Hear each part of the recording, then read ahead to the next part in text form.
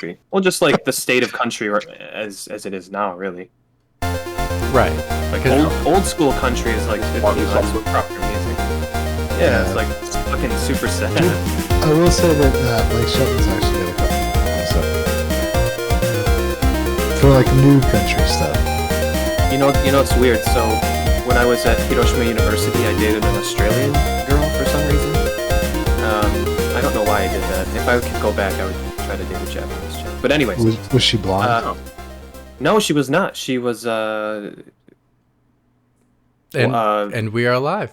brunette. So, but anyways, for those that caught it, she was a massive country fan. She was a massive country fan, so I actually absorbed a bit in the peripheral of the relationship just from what she listened to and stuff I hadn't heard for years and years and years because I didn't pay attention to anything in that sphere. But anyways, well, now you all have learned that Evan. Actually, we'll get to it in a minute when I introduce Evan. Hello and welcome to Pixel Pints. We are the only global gaming podcast that talks about two great things, which is great beer. Number one, great beer. Number two, And then great games. Yeah. I'm your host, Mitch Sikorsky, hosting for this weekend because McWomble is packing boxes and moving the caboose. Achoo. he might take offense to you calling it a caboose, but I'll let it slide. He has to deal with it. He has no choice. He's not here. So too bad. That Holes movie from Disney. That's too darn bad. You keep digging. It's like when she's out there in the dirt. I'm tired about this, Grandpa. And then he's like this old. Yeah, that's great. It's great. Great movie. If you've not seen Holes, it's a great movie. Actually, I might go watch it after this. Do it. Those yellow spot lizards. Yeah, all that kind of stuff. Anyways, great movie. If you've not seen it, it's a good classic with a little some little Shia LaBeouf in there for you to make your day. It's when he had the afro hair too. It's like he had the hairstyle back in the day. Anyway, so welcome. I'm your host Mitch, and I'm coming from the dark, usually sunny LA, but it's cold and dark because it is winter.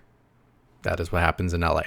So I'm joined by, all the way from Japan, who dates Australian women who are brunettes that love country music, Evan. Yeah, I was actually... that was a very specific person that I was going for. until I realized like maybe I was being way too specific with it. Like, why don't I have a girlfriend? All I want to do in Wisconsin is find an Australian who's a brunette and who likes stadium country. So I found that in Japan, ironically. I'm doing okay. I got a really nice view of the blood moon yesterday from my balcony. And well, it's not yesterday, so we don't have a blood moon. No. Does that mean that Hitler has been resurrected? According to the 2009 Wolfenstein, yes. Oh, that's right. Oh man, Nazi zombies. Yes. Yeah, Machine Games, please make the third game in that series. Yeah, honestly, that was like one of the best entries. Aren't they making Indiana Jones? They're busy. They may have a project coming out before that though. They busy, bro. They busy. Hey, tease it on the Game Awards, maybe. I'll take that just to know it exists. I know those games didn't make much money. You know what? You know what makes me nervous is Indiana Jones turning into that King Kong movie that was just like a first person shooter.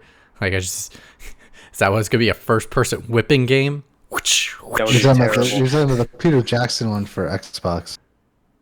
Yep. Yeah. I just imagining this Machine Games Indiana Jones game. This whipping the whip is the weapon, and it's a whipping shooter. I think we're gonna be okay on this one though because Todd Howard is executive producer. Oh, so it's not going to come out for like 20 years. So we're good. Good. He's got the EP credits. We're gonna be good. Yeah. Well, you know, the funny thing about Todd Howard and Bethesda Game Studios is before Fallout 4 finished development, their release schedule was pretty consistent. Like it was. 3 or 4 years. Yeah. So the only reason they've taken so long is because they're experimenting behind the scenes. Well, and they also have to fix their crappy engine. I was gonna say they got to fix that crappy engine because that engine can't run shit. And we have from Las Vegas, that's Burkhoff. How you doing? I'm doing great tonight. We got some Dragon Quest in. Oh no, that's I not know. Dragon Quest. That's not Dragon Quest. This isn't Dragon Quest, but I'm playing my Go Advance that I put together, which has Final Fantasy. Interesting thing. So the TFT screen that it I believe matches the resolution in GBA. So those games come out perfect. And it's been a lot of fun to mess around with this and play some everything from Atari 2600 Dreamcast. This thing will fucking emulate. And so I'm super happy about it. All right. And actually, this is the first time we've actually have not the same people from the same like country area. No, I guess we're both in America. Never mind. I count states separately. Remember, in the United States, we're independent, right? So that does count. All the way. If you believe it in the Californian Republic, you could be in a different country. Yeah, we're working on that breaking off with the whole earthquakes. You know, we get them here. Anyways, all the way in the UK, across the pond, we got Liam. How you doing? Oh, I'm doing good. Nice early morning dew right now. You know that feeling? I love it. Yeah. Yeah, I do actually because it's 12:16. I got the earliest morning beer over here, my man. Oh yeah, that's very early. Can't beat that early morning beer. All right. Well, before we start talking about the video game topic of the week, which is actually an interesting topic, I'm really excited about this one because I think we haven't really talked about modern topics in a while, except for like when we do the quizzes, but they're so quick we don't really have time to go in depth, and I think this one has a lot of ways that we can tackle it. But first, as always, we got some beers because it's late at night and we all gonna party, except for, well, for us it's like morning, late night, and then for Evan it's late night, and then Liam it's morning. So I've got some really nice blackcurrant and apple squash. Okay. Hey, I'll dig it. I'm not showing anything new. I'm trying to finish off this pineapple cart stuff. So I got the melon and the. Which one do you want me to do first, fellas? I mean, oh shoot, I don't have a cup. Oh well, I'm just gonna do it from the can. Straight out of the can. Straight out of the can. That's pineapple cart. I did not come prepared, fellas. Wow.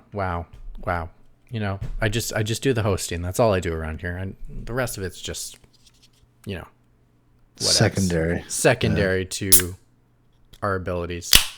If you want to know what this beer is, go back like 4 episodes, and I've had it a few times. It's just inspired by the pineapple carts here in LA. They're great. It's a Santa Monica brewery. Have fun with it. Evan, what you drinking?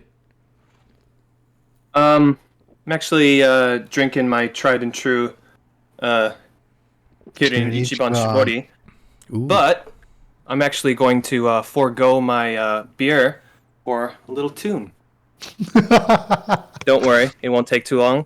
I'm going to back this up because the mic is a bit too close, and I've had a few beers, so I'm going to fuck this up. What's where's this cowboy hat? Are we doing a sad country song? Where's the girl? Where's the Aussie girl? Oh, she's long gone, man. Her Majesty chased her away. Yeah. She is banned from the castle.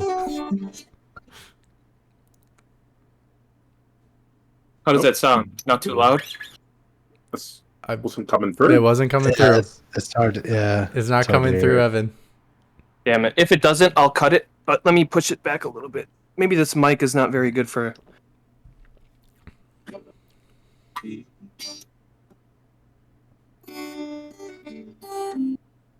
Nothing? We got half of it. It's not worth it. Okay. All right.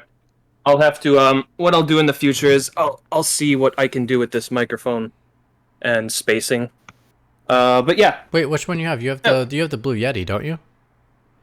Yeah. I just set it on the setting where it has circular motion, where it captures the arena, not just the forward mic space.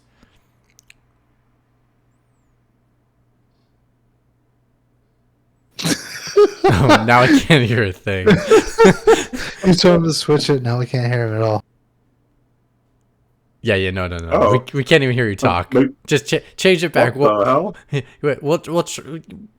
Next time we'll practice. This is the part of production where you need to tell the producer if you're gonna do something like this so we can practice it.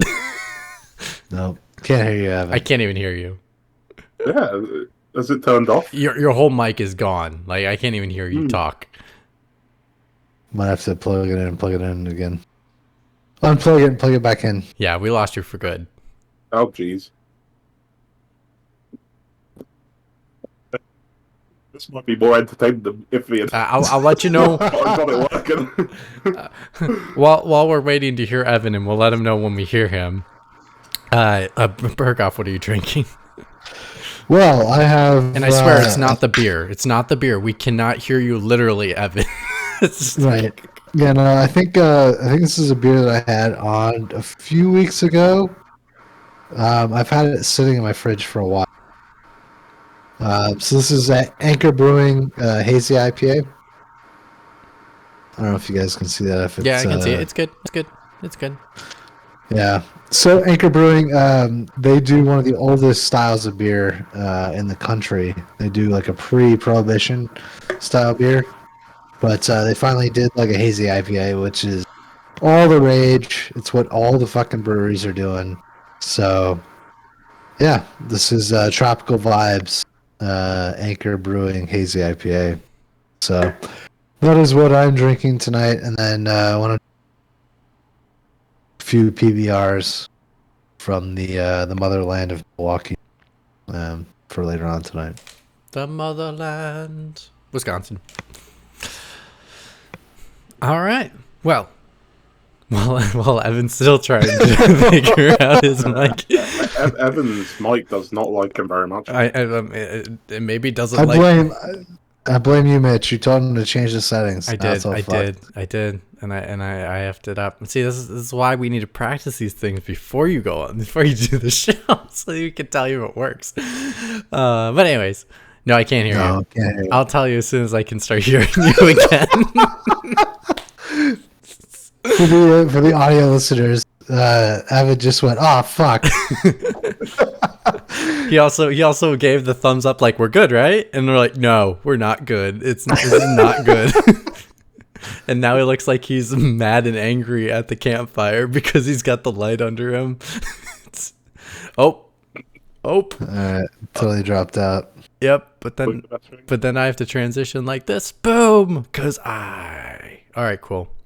We had it where it was really funky because shoot, no, we're good. Okay, he's gonna try to come back on basically, and we'll have to change the cameras again once that happens. But let's start the topic. Oh, here he comes. Oh, there he comes. Here he comes. Watch out for you, cheer you up. It's just a song theming podcast today. I just don't even know.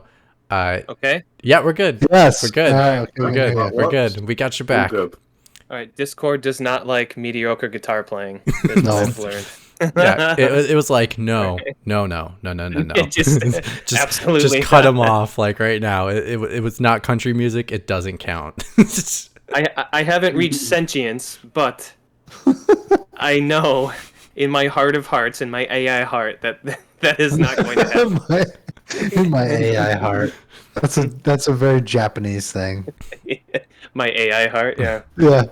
All right. So, topic, fellas. We are going to talk about the Game Awards because a lot happened this week in regards to the Game Awards. First off, the Game Awards. Ooh, I don't even know what date it is. Do you know what day it is? I think it's in a few weeks. It's always December 9th, maybe? December 9th? December 8th or 9th. Yeah. Oh, okay, cool. Sometime around that time.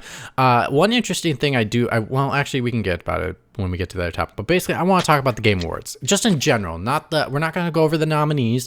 For the people that have listened on the podcast and may have heard our podcast in previous years, the Game of the Game Awards will happen next week, which is our game that we play to predict the Game Awards. And I only say this because I've won every single year. All right. Anyway. So far. Hey, somebody will take you down, Mitch. and then I get all the power in the world, and I get to pick the game of the year, and then I made Liam break his heart by not picking The Last of Us Part 2, and I picked Ghost of Tsushima. But anyway, so that game will happen next week. We'll go over all the nominees then, but we may talk about some nominees because we're talking about the Game Awards in general, and I kind of want to leave it as a discussion of like, what's the state of it right now? What's great about it? What sucks about it? And we could talk about more about some other stuff, but I just want to get your guys' thoughts just originally, like what's your thought on the Game Awards, just overall, like. I could say first of all that I don't think the arguments this year are going to be quite as passionate as last year. Might be for for better, really. Yeah, kind of. Yeah, I mean, I don't really care if any of these games win, over the other. Well, do you think it's similar to 2019 when it was Sekiro took the Game of the Year award when it wasn't sometimes in some people's, not even people's radar? I would say it's a bit different from that year because at least those games were better, so I think people were more passionate about which one they preferred. Compared with now where it's sort of like, thanks to. This whole year has been kind of mediocre, I think. Yeah. So it's interesting because we all have a mutual friend who on Twitter stated that he wished the Game Awards had some more developers instead of journalists on the panel. And then another mutual friend reminded him that, hey, there's DICE. I was going to say, isn't there the DICE Awards? Right, which is, and so like I chimed in on that. The Game Awards has always been just sort of this this event to advertise shit, right? It's never been like genuine accommodation. It's always been an event to advertise, and that's Geoff Keighley's never really hidden that. Well, that's the only way he can make the awards. Right, but it doesn't mean that it isn't fun and that it isn't relevant. You know what I mean? Like, just because it is meant solely for advertising games or whatever, it doesn't mean that it's not a fun event to watch. Wait, Burkhoff, you don't like the award for best or most impactful game brought to you by Chevrolet? You're not part of? Yeah. Or in this year, best mobile game brought to you by Verizon. Yeah. Oh god. Dude, I gotta hand it to Geoff for fucking even putting it together. And the fact that we're even watching it, that's amazing. And it's still a fun award show to watch, even if it's not indicative of really what the best of the industry has to offer. Well, I mean, and I would put the argument though of like I would agree with you for basically almost everything you said, except for like if you look at like all the other industries, there is multiple award shows, and each of them kind of have their own what's the word I'm looking for, based off of the judging or the judges. That's what makes the awards so special for it. So like if you think about it, you have the the Golden Globes, which I know is under a lot of controversy and won't be aired on television because of their choice in judging. But the reason why I'm picking this is because that one is judged by World Press Association. But then if you look at the Oscars is done by a select group of viewers. There's not necessarily affiliated with any kind of journalism or anything like that. So like that's what makes those different awards things special, So it's right. Just like the DICE Awards. The DICE Awards are done by developers. The Game Awards are done by the journalists, and that's okay. That's what makes it unique, and that's what makes it work. Like if you don't. I was just saying, you're never going to get your way in an award show. Like, right. Other than the fact that award shows are bullshit to begin with. Like, I'm sorry, they are. They're a shit ton of fun. The Oscars used to be a shit ton of fun before it became a little bit too self-obsessed, I would say. But the point is that it's a nice time to chill out and celebrate a bunch of movies that people have liked over the years. even if they forget about a bunch of amazing foreign films that are probably a lot better than most of the Hollywood garbage that comes out every year, That's a good point. Yeah. Well, if you also think know, about it, or they'll just completely ignore some of the more, I guess, wacky and interesting films from that year. and also if you think about it, if it's like if a game wins, I mean not a game, a movie wins a Golden Globe, it doesn't mean it's going to win the Oscar. No. Yeah. It means it's in and- consideration, but it doesn't mean it's going to win the Oscar. And similar to like the Game Awards, it's like just because you win the Game Award doesn't mean you're going to win the Dice Award, right? And if the Right. film wins the Golden Globe, nobody really gives a shit. That's true. Well, except for the actor because they can ask for a nice pay raise, which is Yeah, I very true. suppose that's very true. Yeah.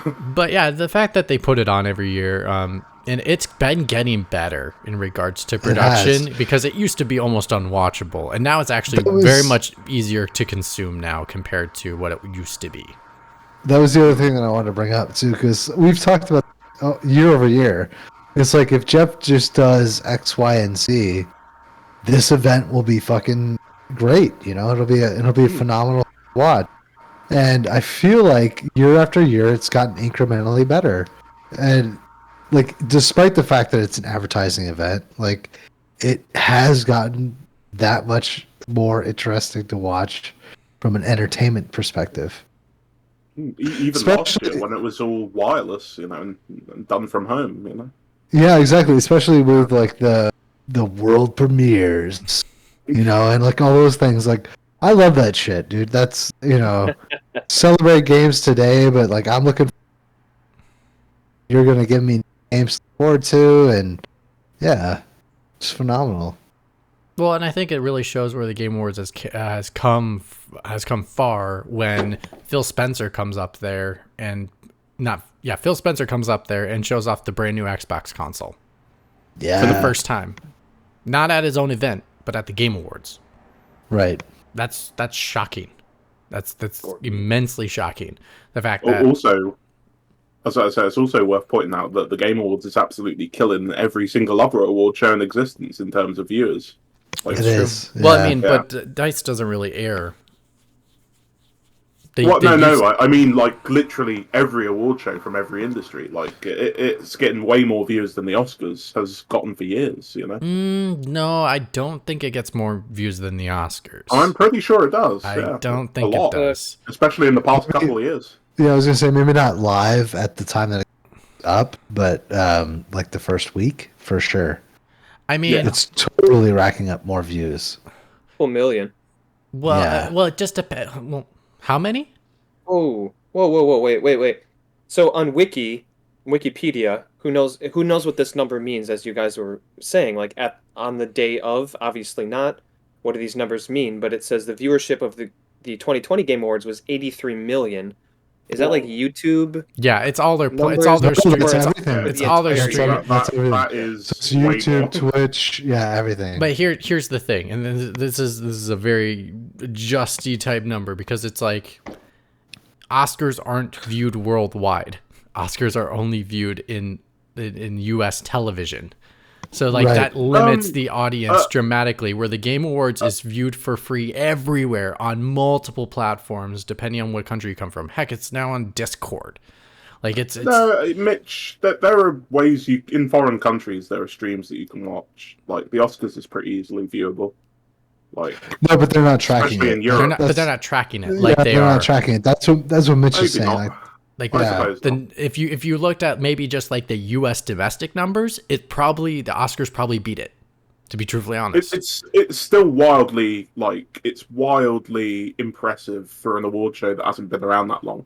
Compared to the Oscars, which has been around for over 100 years. well, again, it's like it's the only one for games that people can watch easily and accessible because it is so accessible to people. well, the Oscars is really the only one for movies, at least in terms of somebody like me who's a dunce and doesn't watch Yeah. fucking movies. Well, like for instance, nobody watches the Golden Globes or any of the other award shows Yeah, in foreign countries. I've Like the never Oscars watched is it. all we Yeah. get, Unless you're into films, the only one that ever gets televised is the Oscars. yeah. Well, in the foreign countries, but Yeah, domestically, they show off the Golden Globes. Not this year, but they usually do. They might, but Yeah. I'm not gonna watch that shit. Yeah, but that's you the don't. point, But is you're it not. only You're not the caters to person an that does American it. audience, you know? No, I'm not.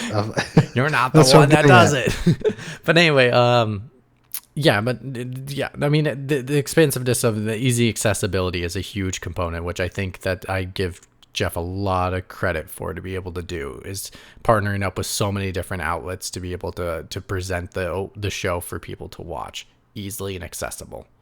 He's young enough. He gets it. You know, like the He's people just young enough. He's just borderline. he is. No, seriously. Like, he's young enough. Like, streaming this shit on YouTube and Twitch is the way to go for what I do. But he's also been doing this for a very long time in regards to production, and then he also had done E3, and he understands the evolution of the platforms. So, like, he is the perfect one to do the Game Awards. He was the only one that could do it. With the Spike VGAs and all that stuff. But, like, it's the same. Like, all right, so we were watching that as kids, and the reason that we were watching is Spike. The reason that we watch it now is because it's on Twitch. I think that he's pretty perceptive in understanding that that's where the market has shifted.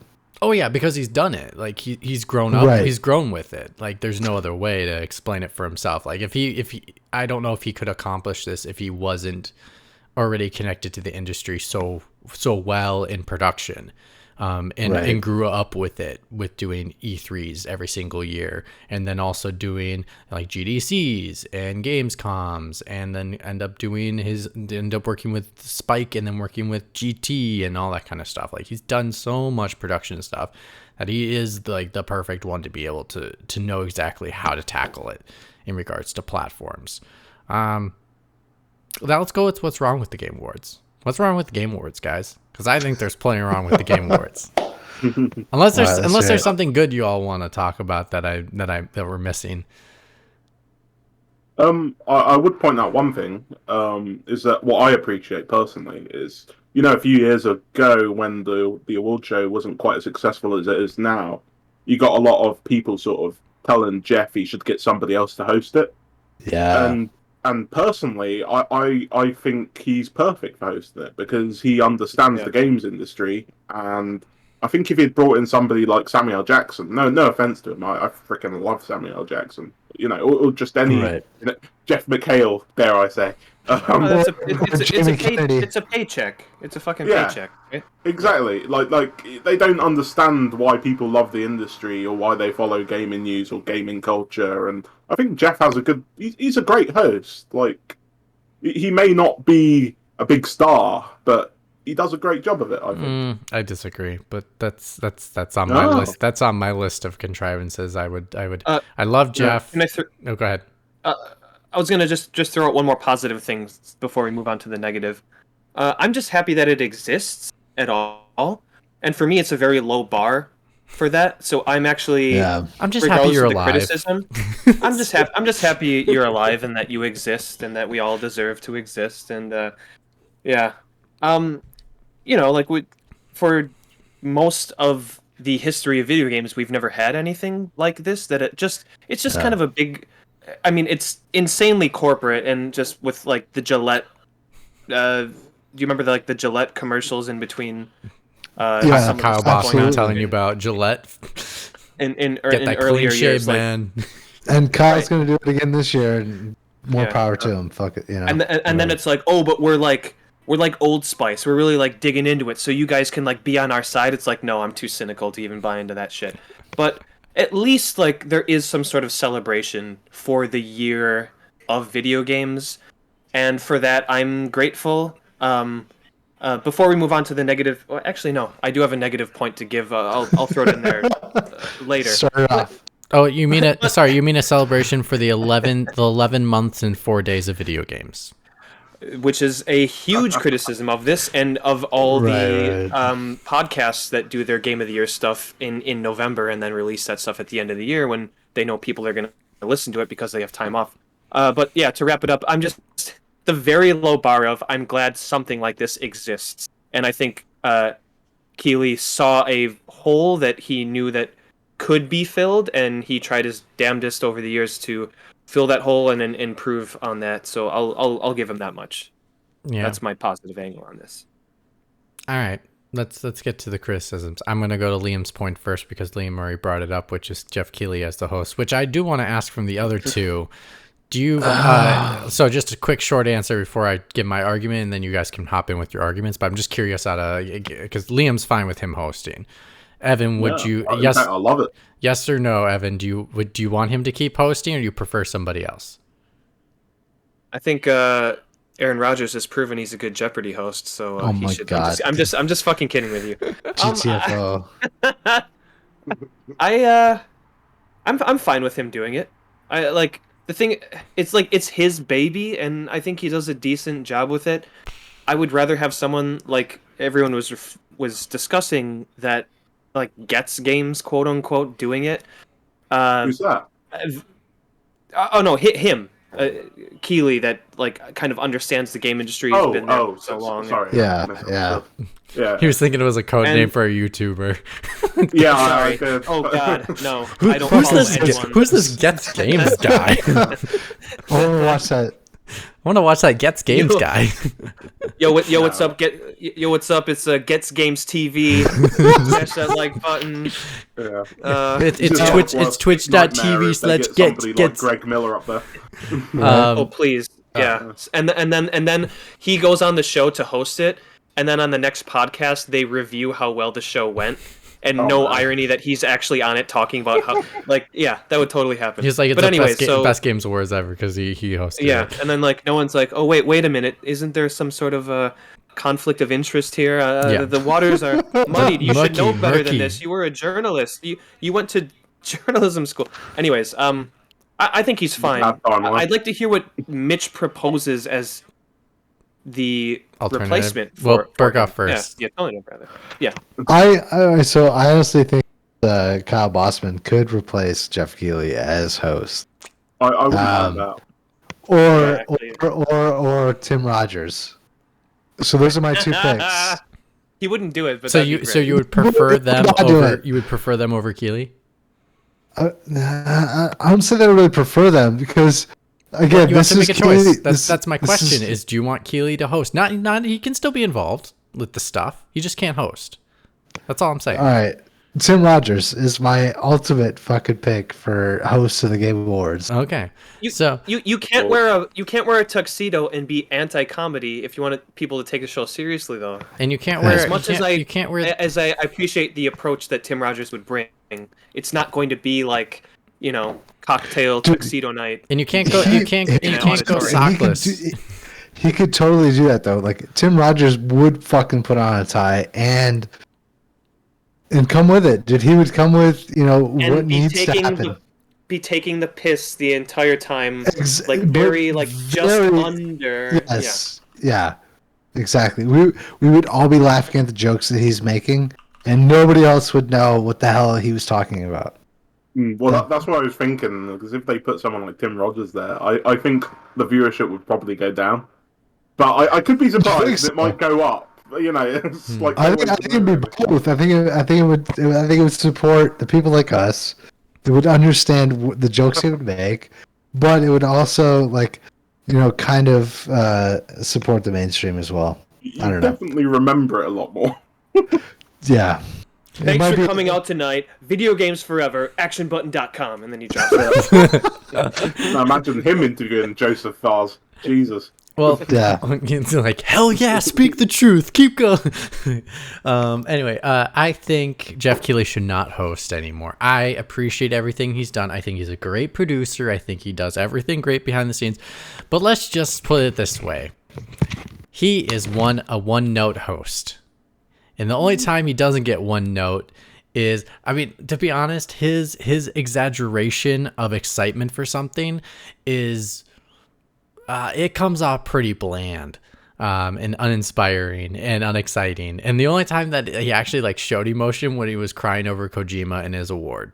That's the only time I've actually saw him actually show some good emotion where it's like, okay, that was a good moment.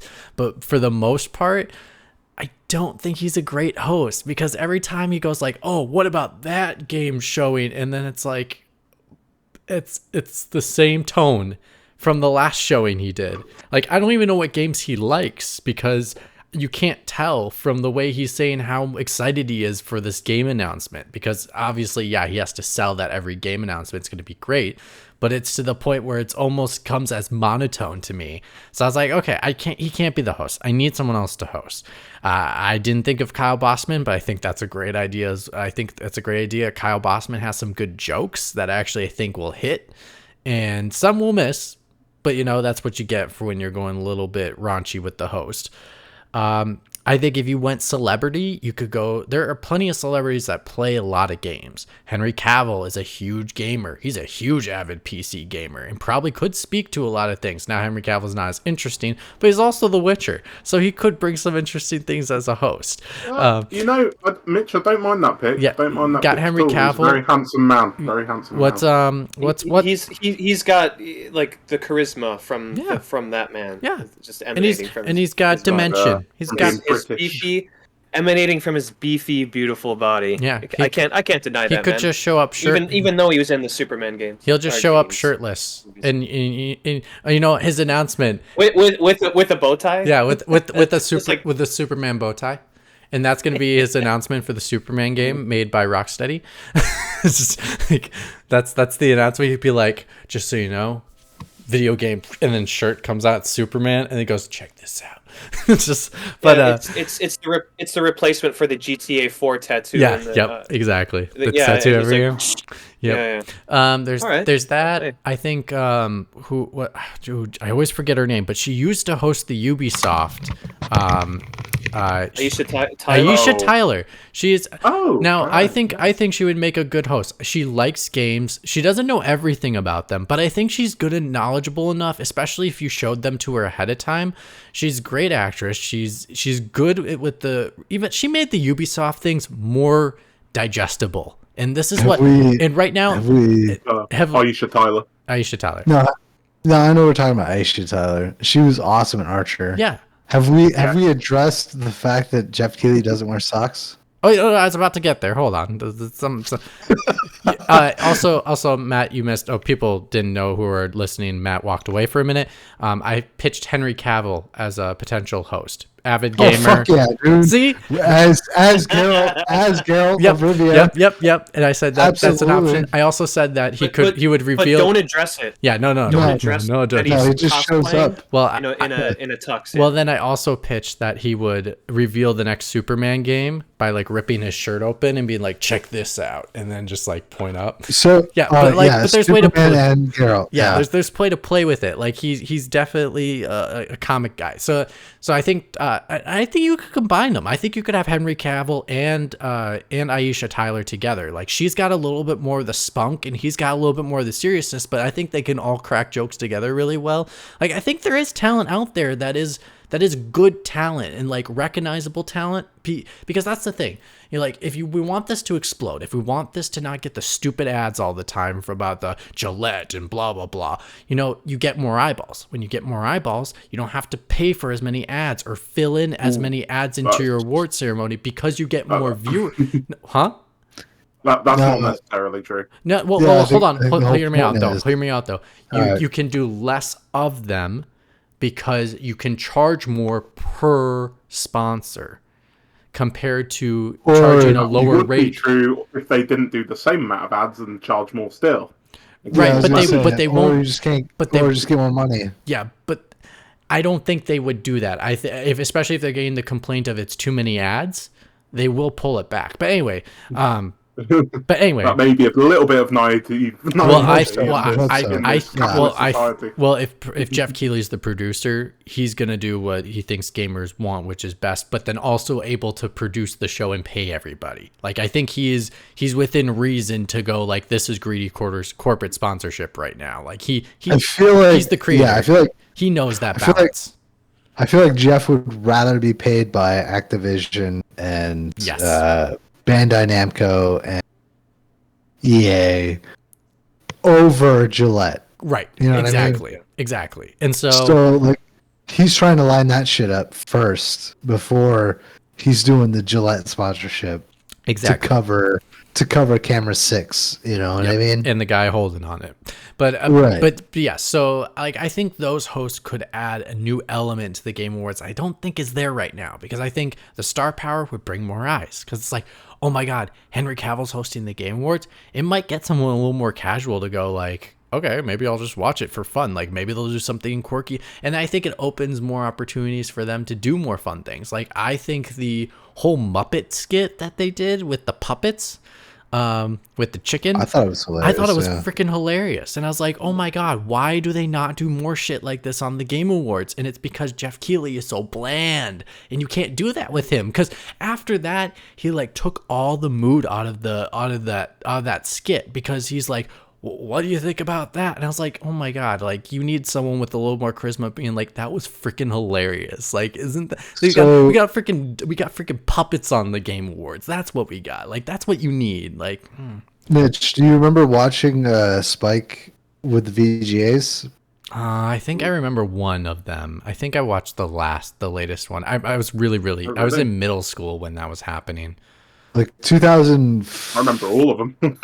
Yeah, it's like 2005, 2006. Oh yeah, I was in middle school. I can barely remember those. No, so like they did what you're talking about exactly, and that was when they got Joel McHale, and that's when they got Jamie Kennedy to host them. And to be honest, like they tried to do the star power thing, and it failed. Yeah, it did I really think bad. I think the fact that you can't remember that, Mitch, does. Oh, it speaks for it. Yeah, it speaks volumes. Yeah, it does. But I mean, I must admit, you've totally won me over with your picks. I think they're great Absolutely. picks. Yeah. But I still disagree with you on Geoff himself, because I don't think that he's a bad host. I think he sort of keeps a sort of neutral kind of aspect to his performance as the host, you know, because he's sort of like, I'm not the thing that's important here. It's the games and all of the other people here that are important. You know, I mean, I kind of appreciate that, because it's like him as the host. He's not, oh, look at me, I'm a great host. It's sort of more neutral than that, and you can focus more on the games and the announcements, and I enjoy that more, to be honest. It's not very celebrity sort of centric, and I appreciate that. That's a good point, Liam. Now that you said that, I'm trying to you can tell that he just cares about creating a good show. Is his main priority, and it's not him. And so as you were talking, I was thinking through the years, his delivery and him, and like, you know, that totally tracks. Yeah. That he's just focusing on making a show. It's kind of funny as well, because when he does get emotional about something, or particularly, you know, it comes across cheesy. It's cheesy, but I fucking love it. Like the whole thing with Kojima. I'm sorry, I love it. It's fucking fuel to my meme fire. It's like how it kind of broke. I see what you mean. Broke through the ceremony itself to be like a bit real for a second. Yeah. That part of it I do appreciate. But I think it's like the same thing when Sean Murray comes on stage to do No Man's Sky, and you know, especially after it's a complete and utter, you know, disaster. I only disagree with you on like, if the show was only an hour, yeah, that would be great. But this show's a long time, and that same tone for that long period of time makes the show drag. Really, and then that can ruin the experience, and that's the whole thing. Like, it's not being a host isn't about me. That's not what the point of the host is. The whole point of the host is to guide you through the adventure that you're gonna go through, to make you excited about what things are happening around you, and there's supposed to be that tour guide that just takes you there along the way. Like this whole concept with people are being like, oh my god, hosts are supposed to make it all about them, and like that's why they have to do all these skits and stuff. It's like, no, I'm not saying like Henry Cavill and Taisha Tyler have to do any skits. They don't have to do any if they don't want to. Like, you know, it has to work in the moment for what you're going for. But again, at the same time, the reason why I'm like, it doesn't work as well with Keighley is because also the announcements are getting better. Yes. Do they still have a lull of announcements that you're like, oh my god, there's like the same ad for that same game that they just announced like 20 minutes ago? when you run into moments like that, you need that person, you need that duo or that person that can be able to make it entertaining getting through that. Because at the moment, it's not like, it's like, oh my God, we have a game breaking announcement every 10 seconds. They keep saying it, but it's never that game breaking, right? That does bring me to my point. If you want to change to a different point. No, go ahead. Yeah, We're good. Yeah, basically, I wouldn't say that Geoff is the problem with the pacing of the show, because I would agree with that. I think the problem is the show's structure and the way it's paced is the problem. You know, they always front load the Game Awards with loads of announcements, which I think is a problem, because I think they should be sort of pacing them through the show more often. You know, big announcement, get some smaller ones, big announcement, get some smaller ones, big announcement, get some smaller ones, and then finish off the show with a really big one, you know. But you know, by the time the show's like halfway done, it's like most of the time. I think last year was kind of the exception because they did the whole Mass Effect thing. But in years prior, you know, you've got all of the big games out of the way, and you're just kind of bored waiting for it to finish. I think I imagine there must be something about when he goes to publishers and that, and them thinking, yeah, put our announcements at the beginning of the show because that's when the most people are watching. But I think that's the wrong way to go about it, because if you have big announcements historically at the end of the show, more people stay because they know there'll be a big announcement right at the end of the show. You know. Yeah, but I think that the Game Awards have gotten to a point where a big announcement has become stale. Where it's like, I don't know. Like when Geoff Keighly shows like, oh, we have like 20 big announcements for the Game Awards. I'm like, it's probably one or two, to be honest. Well, no, I disagree. I mean, last year we had Perfect Dark. What else was there? I think it was Elden Ring. Elden Ring. Yeah. Oh no, that was the E3 show. No, it was E3. Well, right before E3. Yeah, what was it? I wrote them down, and there were a surprising number of announcements last year. I mean, even before. Like, but if you, again, if you look at the percentage, it's 10%. 10%. What do you mean? 10% of like all the announcements that they did, all the ads they had to show. 10% of them were probably big announcements. Yeah, but that's the point. They front load the show with those 10%. No, I think the reason why they have to do that is you are right, because you know. When you're requesting ads for a show, you have to show the numbers and you have to show the statistics to those people to be able to say, okay, this is how much we're going to charge because this is how many viewers we get at a percent. This is what viewers we get at this moment, so therefore this is what we're going to charge for you to be able to put this here.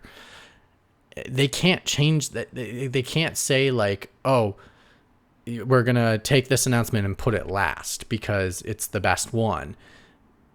But if the publisher, they just need to have a good one for the last announcement. I know, but the publisher may not agree to it because of the view numbers. The view numbers may die down to the point where it's like, okay, it's not worth it. That's my point, right?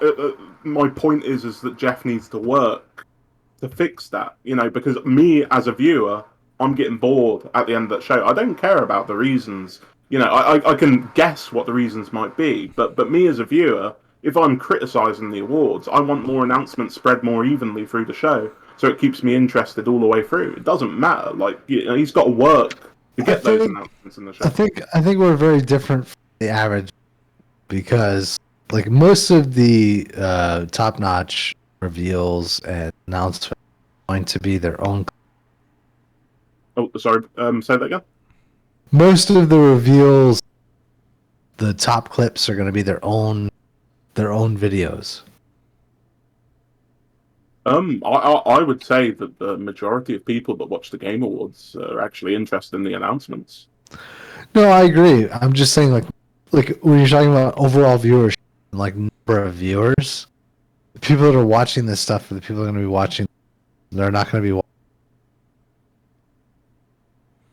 I think he's basically saying. I think he's basically going to be saying like, we are watching it for the reveal, but the vast majority of people are going to watch the one single clip that the publisher puts out on YouTube that they tweet on their Twitter page, which is shared by their 20,000 people that have friends that are connected to the games industry. So like the viewer eyes are not as large as it is, and so they need to grasp them as soon as possible.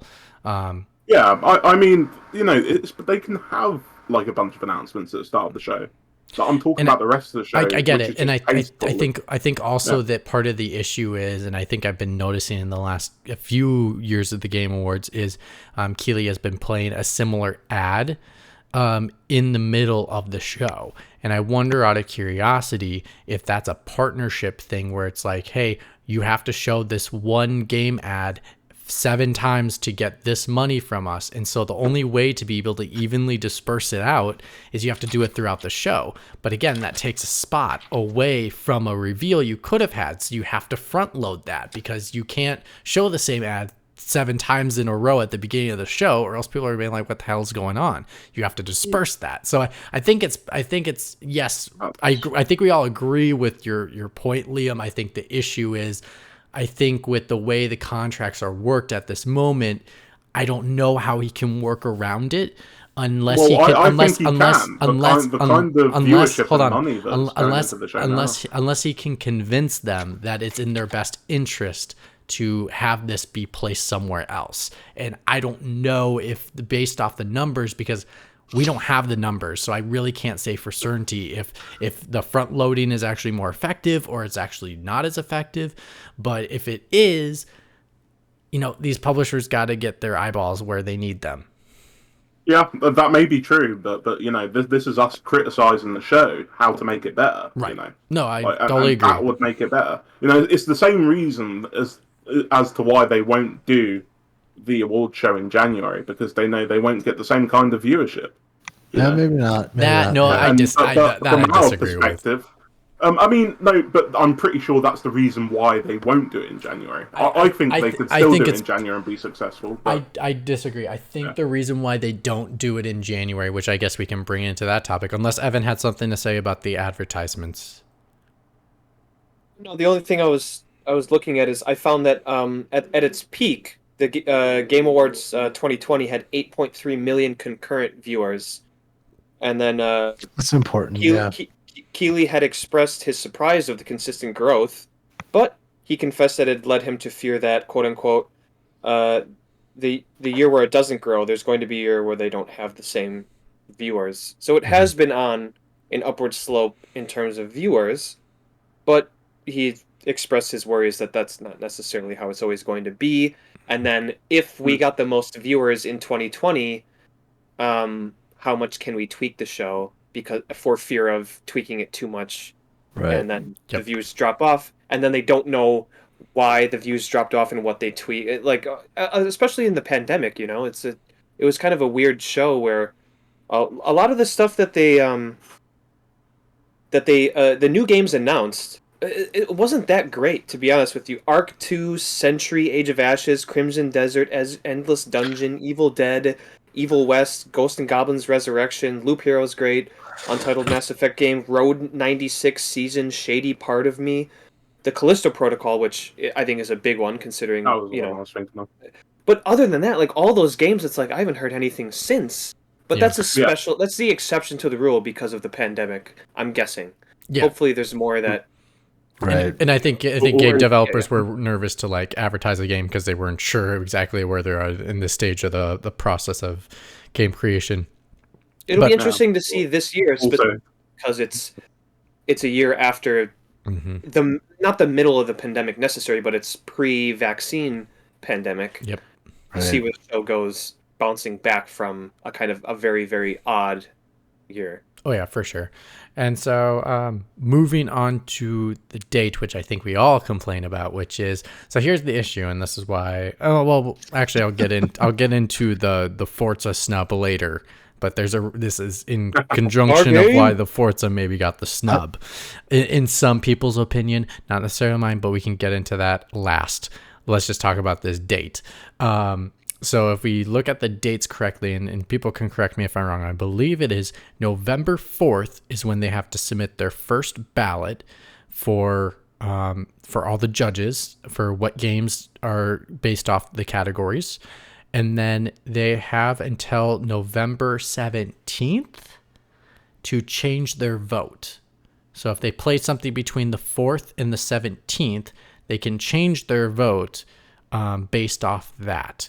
And so therefore anything that comes out between I think it's the 17th, anything that comes out by anytime after the 17th is not qualified and will go into next year's awards. Now, I think we all agree that we would love to have this show in January so that every game that comes out, aka like Super Smash Brothers Ultimate, Jedi Fallen Order came out post snub date, and it basically it got nominated, but it really didn't have an opportunity where I think it actually might have had a more of a legit shot in 2019 because of the contenders that were in 2019. It actually could have contended for an award or two that year, because that was the year of there was a lot of I call it spread of the vote, where it's like people loved a lot of different games, and so therefore that spreaded the vote, which would allow something that was more unexpected like Sekiro to hop and win the game award. Go ahead. But I was going to say, you also have to think about other games that are worthy of this designation. True. I mean, Berghoff, just try this. Try to move your mic a little bit away from your mouth, because I'm curious if you cut off a little bit every now and then. I wonder if it's the mic. I wonder if Discord's thinking your mic is too hot. It might be. Yeah. Okay. So I've moved my microwave. All right. Fair enough. Let's see. But let's talk about that. So the reason why I think they can't change the date is because every other award show happens in January. And the team that Keighley has to pull from is a production company that is probably used for things like the Golden Globes, is used for things like the Oscars, is used for other big like what other award I don't think he's that hot, but we should definitely talk about the Cyberpunk included in this year's awards. Sorry. From last year. But it didn't come out until December. Right. December 2020. But it's included in the 2021. Well, yeah. Just like shit that comes out in December this year will be included in next year's award. Yeah, if it gets voted on. Like Halo Infinite. That's important. Probably. Yes. Yeah. Oh yeah, it does snub a game that potentially could have had an opportunity. Dying Light 2 would have been one of those games as well if it hadn't have been delayed until early next year. Yep. Yeah. So that's my reason why I think he can't do it, because I think that he's not the top priority for the production companies, and so that's like when can I use them? Mitch, I've got to point something out here. I don't think that at all. I mean, maybe originally I could see where you're coming from. Like you've got award shows in January, like the Actors Screen Guild Awards and things like that. The Golden Globes and the Oscars isn't until February.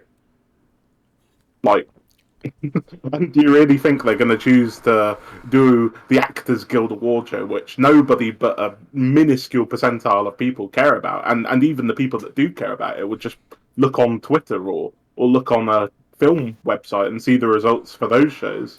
But the production company doesn't care about number of viewers. They care about who pays them the most. The production company would care, who pays them the most, which in this case would be the Game Awards, because they make an arse ton more money. That I don't know. That I can't say for certain. Oh, I can. Like, the amount of money the Game Awards is making, based on its viewership, the Game Awards should be making a arseload of money in comparison.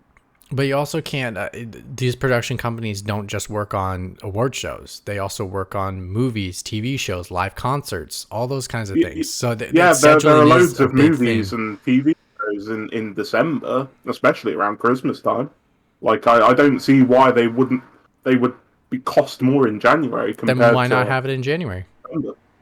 Well, my personal feeling is the reason they won't have it in January is because all of the game publications have historically had their Game of the Year awards talks in December. It's the way it's always been.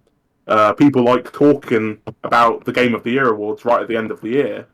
Now, for a games website, that makes a bit more sense, because they don't have to immediately react to things. If they're doing the awards in like the second or first week in December, they can still try to at least have a pretty good consensus on what are the top games. But for an award show that has to be organised in such a way, like you say, they have to have all of the ballots in by November the 17th. It's just kind of ridiculous. You can't plan around that. I think it's to the detriment of the show, like we all do. It is a bit archaic, as much as we love it. Yeah, you get all of that viewership in, or at least they think they do, because it's right before Christmas. It's when everybody wants to celebrate the end of the year and all of the games that have released that year. And I think we do. I think I do as well. It's just not very convenient in terms of celebrating all of the games that come out and sort of leaving enough space, because I usually, especially when I was younger, I used to play all of the biggest games over the Christmas period, and then I would have a pretty fully formed opinion by the time January came around. Well, if they had free say, they should have it the first week of January, because there's a drought in content everywhere. Yeah. The first week of January. That's a very easy window for them to go into. So I don't see why they wouldn't do that. I think Liam does have a point with the psychological aspect of the end of the year and everyone trying to tie a bow on everything, whether it's the workspace or just that doesn't matter for the Oscars, though, Evan. Sure, but I think it does have something. I think there would be more. So the Oscars has always historically done their award show in February, because back when the Oscars first started, it was about the movies. It was about celebrating the accomplishments in film. Isn't that what the Game Awards is? Well, it's not the case.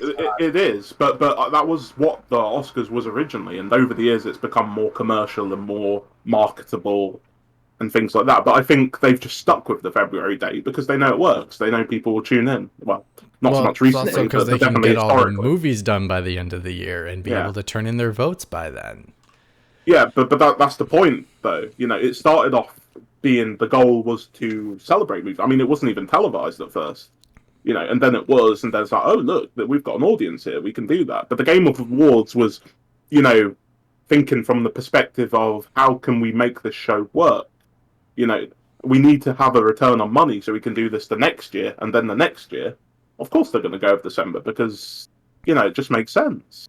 If they did it in January when it first started, people probably wouldn't have cared as much. I can admit that. But now I think there's a viewership, people know about it, that they would totally pull it off if they moved to January. I think the drought of content has always been there the first week of January for decades and since we've been kids, and I easily could see that they could have started the Game Awards in early January and it would have been just as successful. I'm not so sure. I'm pretty sure anybody that was funding him may have had a few thoughts about that. I feel like no matter where you start it, you're shaft some games, because 2014, one of my favorite games of all time, Talos Principle, came out. It was not included in any of those Game of the Years, but are you serious? Oh my god! It doesn't. Fuck everything. Fuck everything. It doesn't really matter at the end of the day, because it doesn't. It doesn't matter like when your game comes out. Like if it doesn't make a splash, it doesn't make a splash. People don't pay attention to it. Yeah. Here's why they do the Game Awards in early December. It's because I've just looked at the dates for the Spike Game Awards. It's the same date. It's the only reason. Exactly. Nothing different. Yeah. Well, no, I don't think that is it. I think, when Geoff was starting his own award show, he probably thought, well, if we air at the same time as the Spike Awards, people are just going to think, oh yeah, the Spike Awards are back. That's great. It's a continuation of that in a different form. But he can change it. He should. Then you can just capitalize on the viewership that was already there. All right, Mitch, give us your take. What is it? My take? Yeah, why is it in December? All right, I told you. Well, I told you because of Spike, but then I also think I think it's also potential. Well, if it's not because of Spike, I think it's because of the production company and just not having relatively a high quality production crew available during that time for them that they would want to do it. Okay. That's the only thing I can think of, because there's no other reason why they shouldn't. Like it's because they're snubbing games. They're snubbing their own games. And like, who remembers the game from last year? And the only reason why the only reason why Cyberpunk is on that list is because it's still talked about all the time of how crappy it's been. If Cyberpunk was the masterpiece that everybody thought it was going to be, well, not everybody, but a select majority, me. I guess, including not me. If that game was the masterpiece that everybody thought it would be, it would have totally cleaned up at the awards this year. Oh my god, yeah. It would easily handle it. Somehow it still is nominated for Best RPG, though. It was so fucking close. Close. I have no fucking clue how it's nominated for Best RPG. It missed by a mile. It's so close, yet it missed by a mile. I love that. Yeah, that's my favorite. It's true. Evan, what are your thoughts? Like, why do you, like, one, why do you think it's in December, and do you think that's wrong? I just think it's, well, you said like the Spike Awards just kind of hit on the same time frame, so maybe they just wanted to fill that. The other thing is everyone. I remember Colin Moriarty, and I'm actually not familiar with this, but he has said several times in the past that back in the day, and I don't know what that's referring to, whether that's 2005 or 6 or 7 or whatever, that they used to do, like IGN and all those media outlets used to wrap up the games in January, and it slowly moved back. I don't know if that's true, but I remember him saying that. And just maybe it is right. Yeah, that's what I remember hearing. Because I remember the January editions of like Game Informer were the Game of the Year editions, right? Not the December editions. I think a lot of it has to do with back in the day it was publications, right? It was actual print. It was actual. They waited a month. Yeah, it was actual print magazines that took a month to get to you. Yeah. Right. And then for whatever reason, it slowly moved back until December, and then everyone followed suit. Like, who knows the time frame on there? Maybe but yeah, it was the Spike Awards that forced everybody back because it was always in December. Maybe. Well, I think it was also clicks. I think more people care about that thing more in December than January. Right, and then everyone started doing that, and then they looked at the data, and they're like, oh, we're just going to do it the same time everyone else does it. And then that's what stuck, and they've never moved forward. Actually, Giant Bomb used to record their videos, because they had like a Giant Bomb East in New York and then in San Francisco, and they used to fly everyone in November to have their giant, like, they talked for like... I loved those. It's so great, yeah. It's basically like hours upon, like, 30 hours of Game of the Year talk to be released at the end of December every single day for 5 days straight. But they did those talks in November.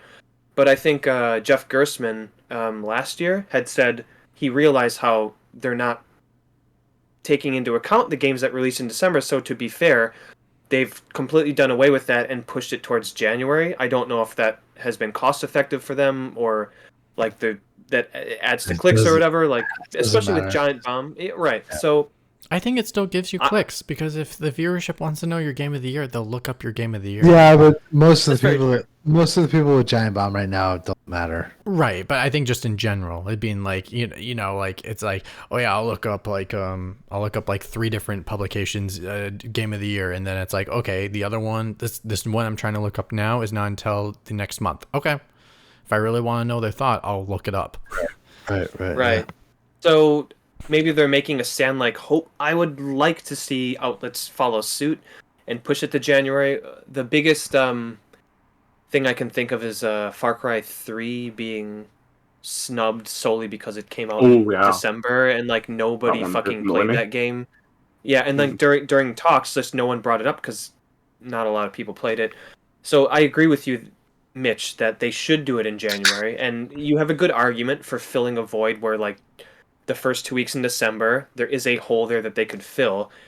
I hope that someone like, you know, Giant Bomb isn't what it used to be, but an outlet will like take a stand and like, all right, we're going to push it forward, and hopefully people follow suit. So I don't know why it's in December. I wonder if their second worry is because the publications are the journalists are the jury. I wonder if they're nervous that like because they'll release their game of the year already by then, and they'll go, oh, well, IGN, Easy Allies, and Giant Bomb all said that Sekiro was their game of the year. It has to be Don't Sekiro. they hide that information? I don't think that people know that. Isn't it all behind? But people know who the envelopes and jurors closed are. doors? People know who the jurors are. So like, I guess if you look on Reddit, that shit will come to light. so but like if I don't so know if like personally. well, here's the other thing. Like if every publication says God of War is the game of the year, there's your jury. You know Oh, I see exactly what you're you know saying. exactly who's going to win the game of the year because you Yeah. You're saying they released it at the end of the year, and then the Game Awards follows in January, and everyone's like, "Well, of course this fucking won because everyone." Oh, okay, yeah, I so get you what you're lose the saying. suspense. That could be a reason. Sure, That could be a reason. maybe. Yeah, totally, I suppose. possibly, yeah. I suppose the thing that helps them is they've got the public sort of aspect to it, where the public can vote for their game of the year as well, and that counts towards the vote. That's only 10%. Yeah, it's not much. Yeah, I suppose. It's barely anything. But you do get to pick. Yeah. There is one that's Just a solely gimmick, voted really. by the viewers, which is the most anticipated game of the year. I do Yeah. like picking those choices though. Isn't this like the third year in a row Zelda's been on there? Yes. Well, I voted for God of War Ragnarok, so screw that, Zelda. None of those games. Can are we my most please get rid anticipated. of most anticipated Game of the Year award is the stupidest award that I've no, it's ever not fucking either. heard of. Star Citizen is the most. It's so anticipated. dumb. Well, It makes it's only no sense. Well, Evan, it's the only game award Cyberpunk 27's ever gonna win. Most anticipated after being out of here. So let me get to. I was just thinking because my most anticipated games aren't even on that list. I'm like Hogwarts Legacy and Final Fantasy 16 over here. Well, we don't yeah. even know if those are coming out next year, so. I mean, I will- I'm pretty sure they are. I will tell you, I went to Harry Potter World at Universal Studios Japan. Oh, I bought cool. a Dumbledore wand, and I had an amazing time. That park is so great. I used my little wand to like start fire on a house, and there's little areas that you can like. They have cameras that show like that record your wand movements, and it makes magic. Fucking amazing. Yeah, Great it's very stuff. similar. In the UK, we have a Harry Potter experience where you can go around and literally see all of the film props, and they've like made this gigantic reconstruction of Hogwarts that they used in the movies to do all of the aerial shots. It's great. Yeah. They didn't take it apart. They kept it as is. Yeah, they kept it, and That's it great. looks fantastic. It's awesome. Yeah, the Great stuff. actually, I was looking at jobs, and I saw the studio that's making the Harry Potter game on their job description. They did say it was coming out in 2022, so that even they are telling the employees to say, "Hey, this game's coming out in 2022." All right, so let's get to the snub, or what is. Well, we can get to the snub / does it even deserve to be on the game of the year list for a game? Because let's be honest here. But anyways, so the reason why I think it didn't make game of the year, I think it was a contender. I don't personally think it was a contender, but I think it potentially could have been because of the field of games that were available. Because let's be honest, Psychonauts 2 does not deserve to be a nominee. But anyway, that's a hot topic. Hot take, I mean. But the reason why I think Forza did not make it was because of the stupid format in regards to when they can vote. That's And probably good. and because they had to submit their ballot for their first votes before the game even was available to the people who had it for early access, it was the day before. So they had to submit their first ballot vote before that. And then they have to go back and change their vote. I wonder out of curiosity how many go back and change their votes. I wonder out of curiosity how many voted for Forza before the game even came out. Well, who They're like, even oh had the shit, chance oh to that's play right. it? we were supposed to change our votes. I fucking forgot to set a reminder. Right. Oh fuck, whatever. Right, or like they go, well, Forza, of course, is going to be an amazing racing game. Of course, we're going to nominate it or like vote for it to win driving game of the year because it's always like a great driving game. Like driving game of the year out of like the 2 that come out. Right, exactly. Right. So like I have a feeling that they may have already like predetermined its victory before they even play it, because like that's why I think that's why I didn't think it made the list if it is had a an consistent opportunity series, to make a though, list. right? You know that game's going to be good. Right. I mean, but obviously you shouldn't review a game before it comes out. But Right. if there's a game that was consistent, it's going to be that series. Forza, right. Yeah. But let's get into the topic. Well, did anyone else have any theories that besides mine that you think was like the reason it didn't make it? I think there's a more simple answer. Personally, I think it was probably pretty close.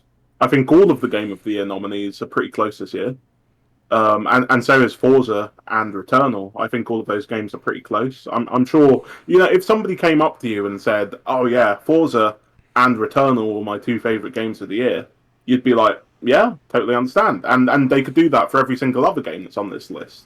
I'm shocked. I'm shocked Psychonauts got over Returnal. I was shocked by that.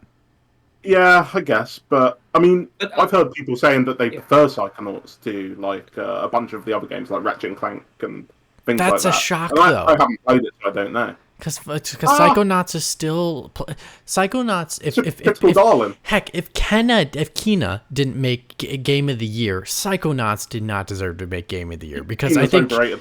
I think I don't think it's a game of the year, but I think it's under the same par of quality when you look at Psychonauts 2 and you look at Kena. Like in regards to the gameplay. I disagree. I think Kena is on par, if not better than Psychonauts 2, but not by much. But, you know, in truth, like everybody liked Kena a lot more than I did, and that was probably the same as Forza and Returnal, probably pretty close behind.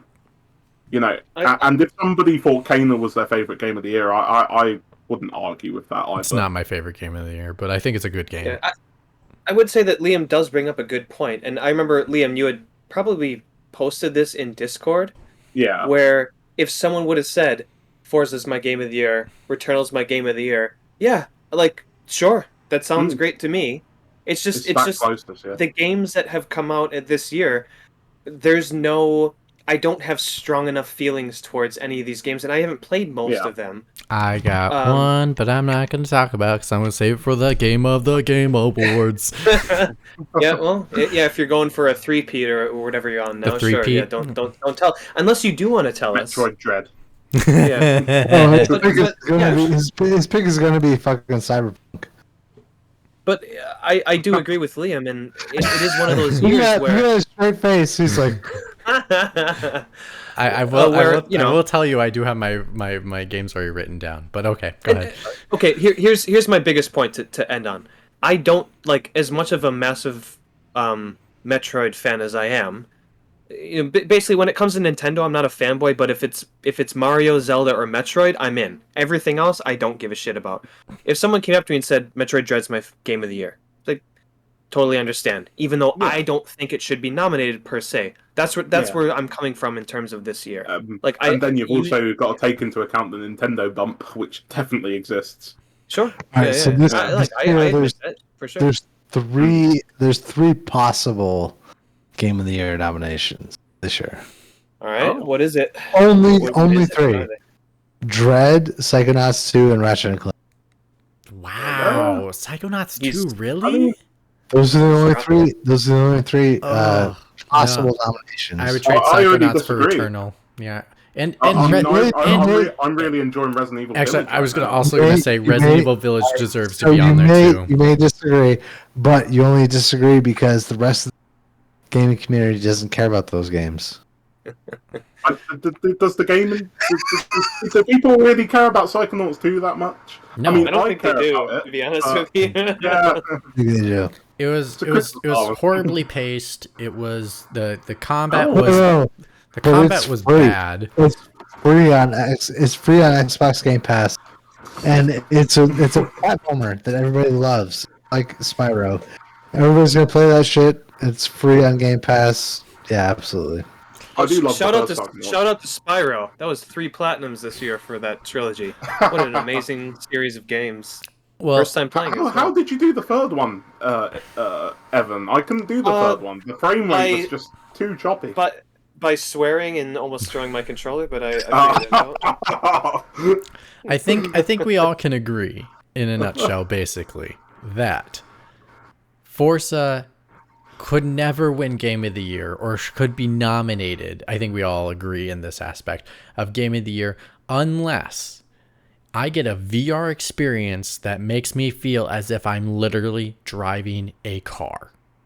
So, all right. So here's That's the the thing. only way they could win. Like, Here's the thing. All right. So me as a child, absolutely, it wins Game of the Year. Me as an adult, the fuck are you trying to pull here? Those are the two modes that we're in. What a swing. Yeah, because honestly, like, it takes a lot of time to get to like where Forza Horizon 5 makes sense to you as a gamer. All right, Me. you gotta put a lot of time and effort into that game to where it makes sense. If you're not putting a whole lot of effort into that game, it's a whatever, and it should be snubbed. well, I also believe that no game should be nominated for Game of the Year that has that bad of writing. I mean, have you for all the people that are defending Forza to be a Game of the Year nominee? I'm like, have you listened to the writing that is in this No, game? they're It playing. is That's a fair point. horrendous. And I get it. It's supposed to be a what's going fun on? game. Is this like someone over the radio telling you about missions or something, or what? It's like, oh, Excited to be part of the Forza Festival? Isn't it going to be great this year? Yep, basically that's it. Yeah. And it's constant. It's like, oh my god, check out your casa in your festival. And like, if I hear festival one more time, I'm gonna freaking No one blow my talks like brain. that, Like, yeah. I'm just gonna, it's so I'm frustrating. surprised I haven't heard that yet. Like, You're the first seriously, person to bring if that up. anyone defends the argument of Forza deserving Game of the Year, I'm like, dude, have you seen or heard the writing? Because it's It bad. could be less cringy. Oh my god. Like, oh my god. So, I think that's it. Even then, Mitch, you know, like I love the Forza Horizon games. I think they're great. I think the fourth one's overrated and people talk about it too much because Forza Horizon 3 is pretty perfect. And I'm sure this game's probably even better. But at the end of the day, it's the same game in a new environment with better graphics. You know, Are you? But, It's not but breaking wouldn't the you fucking argue that Ratchet and Clank's the same thing? no, I don't think so at all. Better graphics. Yeah, it is. You know, you have games with all of these interesting and amazing levels that do very creative things. You know, that nobody would have comprehended, like the level where you hit the crystal and the whole environment changes, and then you have to hit crystals to, you know, get to puzzles that you couldn't reach before. Some of the amazing like action sequences, set pieces. When you look at that, you think that probably R2 took Drive. Exactly, but you look at that kind of shit and you think that probably took developers months to fix that and get that to look just like that. That kind of work. Not to say that other developers don't work hard, but that's the kind of work where it's like you're trying to prove a point. It's like you're trying to show people, oh my god, how the hell did they do that? That's awesome, you know. Touche. Touche. I don't think, you know, I don't think you get that with a game like Forza, and that's all right. You know, Forza is what it is. It occupies a space, and I think it's incredibly valuable to people. But Yes. Game of the Year, it is not. No. And guess what? Well, actually, And no, no, we're out. no. Thank you for listening to Pixel Pints. If you want to find us, because I forgot to do this in the intro, my bad. Sorry, Keith. If you want to find us, we stream live every single weekend here on twitch.tv/Pixel Pints. You can find our archives there. You can find us on Pixel Pints Pixel_Pints on Twitter, and then Pixel Pints Pod on Instagram. If you want to see when we go live, just follow us on that Twitter handle. And then if you want to check us out on YouTube, we have archived every single episode that is there on YouTube. Just find us at Pixel Pints. And then any of your podcasting services, we are there as well. Just look up Pixel Pints, find that green mug, and just click on it and enjoy the ride. Now, Burkoff, you can say, what? Mitch, Yeah. one more thing. Okay. In honor of Keith McWomble, fuck Bobby Kotick. And on that note, gentlemen. Fuck Bobby Kotick. To be fair, he would have said it on this episode if you. Absolutely. Yeah. I think Regardless of that, right? You would have found a way to shoehorn it in. I meant to do it at the start, but I forgot. Not even shoehorn. He would just said it. He's like, this is part of the episode right now. Yeah. Yeah, he would have ruined the algorithm. Oh, welcome to Pixel Pints of Fuck Bobby Kotick, and we are a podcast of